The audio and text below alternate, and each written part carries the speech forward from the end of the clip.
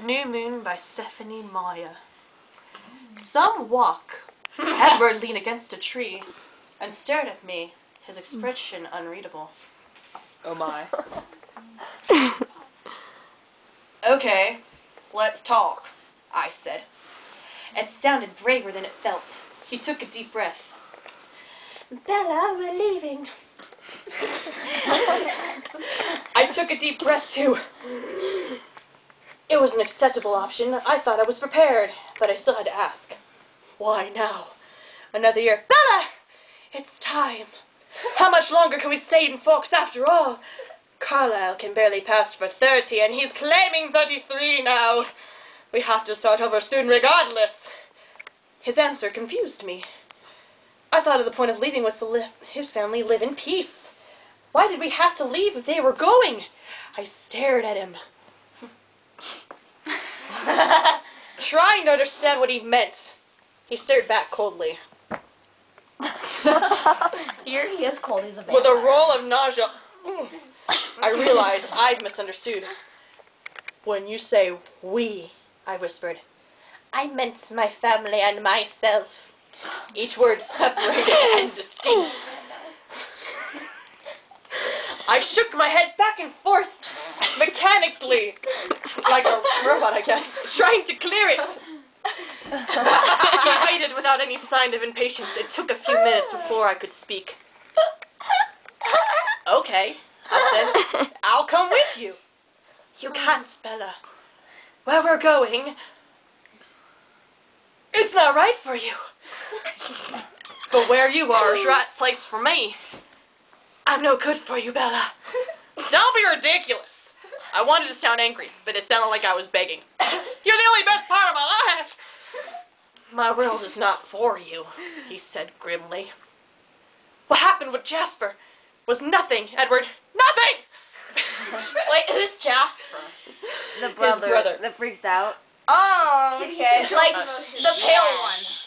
Yes. But they're all pale, so whatever. The one that looks like he's Keep going. Yeah, the one. You're right, he agreed. It was exactly what was to be expected. You promised! In Phoenix, you promised that you would stay as long as it was best for you. He interrupted to correct me. No? This is about my soul, isn't it? I shouted, furious. Oh, I was supposed to shout.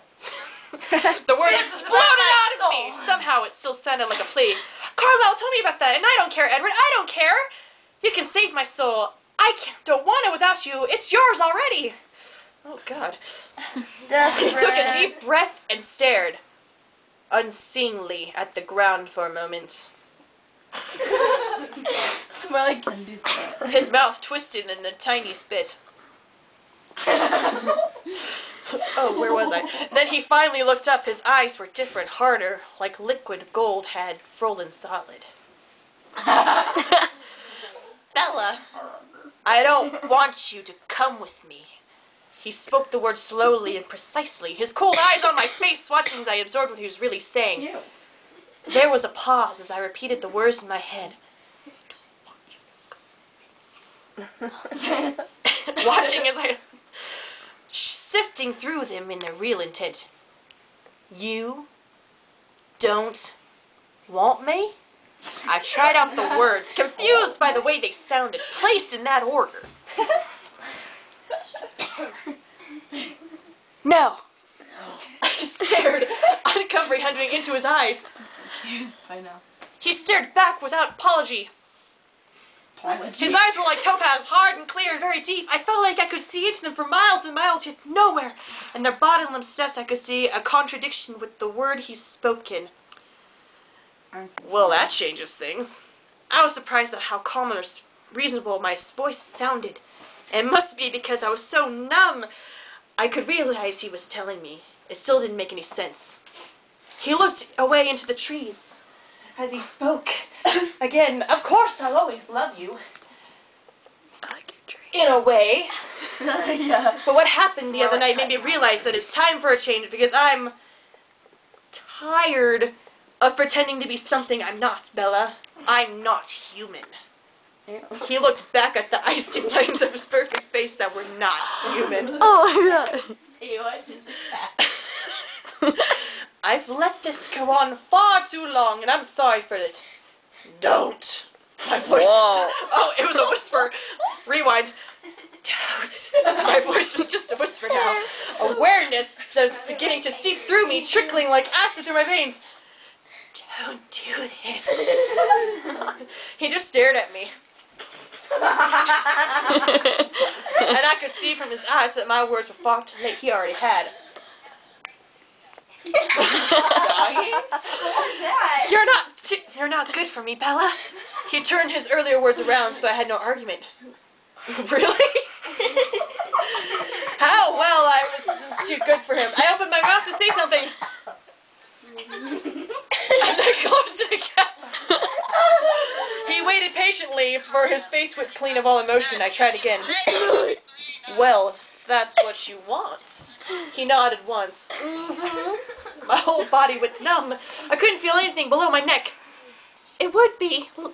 I would like to ask one favor, though, if that's not too much, he said. I wonder what he saw on my face because something flickered across his own face in response. But before I could identify it, he composed his features to the same serene mask. Anything, I know. My point faintly stronger. Oh, anything. As I watched, his frozen eyes melted. Oh, the gold became liquid again. Molten, burned down in line with the intensity that was overwhelming. Not right now. Don't do anything reckless or stupid. No longer detached. Don't you understand what I'm saying? I nodded helplessly. Yeah, I do. His eyes cooled. The distance returned. I'm thinking of Charlie, of course. Charlie. He needs you. Charlie. Charlie, baby. Charlie needs you, of course. Take care of yourself for Charlie. I nodded again. I will, I whispered. Oh wait, that's He seemed to relax just a little. And to make you a promise in return, he said. I promise that this will be the last time you'll ever see me. I won't come back. I won't put you through anything like this again. Don't come back now. You can go on with your life without any more interference from me. It will be as if I never existed. My knees must start to shake because the trees were suddenly wobbling. Wow. I could hear the blood pounding. That's my blood, I swear. His voice sounded farther away. He smiled gently. Don't worry. You're human. Your memory's no more than a sieve. Oh my god, he's mean. Okay, I get it. The blood done. Time heals all wounds for your There's no kind. more blood? I'm almost done, I swear. Sorry. And your memories, I asked? It sounded like there was something stuck in my throat. Like I was choking. Well, he hesitated for a short second. I won't forget. But my kind were easily distracted. He smiled. The smile was tranquil and did not touch his eyes. He took a step away from me. That's everything, I suppose. We won't bother you again. The plural dropped my attention. That surprised me. I would have thought I was beyond notice anything. Alice isn't coming back? I realized. I didn't know how he heard me. The words made no sound, but he seemed to understand. He shook his head slowly. This is slowly. No, they're all gone. I stayed behind to tell you goodbye. Alice is gone. My voice was break with disbelief. Why does she like Alice so much? Because they're homies. Besties. Like me that Word. Yes. She wanted to say goodbye, but I convinced her that a clean break would be better for you. I was dizzy. It was hard to concentrate. His words swirled around in my head.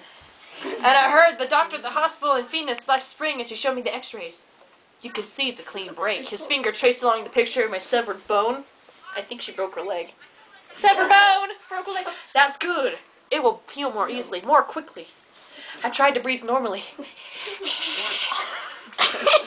But I needed to concentrate to find a way out of this nightmare. Goodbye, Bella, he said in the same quiet, peaceful voice. Wait! I choked out the word, reaching for him, willing my dreading legs to carry me forward. I thought he was reaching for me too, but his cold hands locked around my wrist and pinned them to my sides. Abusive. He leaned down, pressed his lips very lightly to my forehead, and for the briefest instant, my eyes were closed. Take care of yourself, he breathed, cool against my skin. There was a light, unnatural breeze. My eyes flashed open. The leaves, small vine maple, shuddered in the gentle wind of his passage.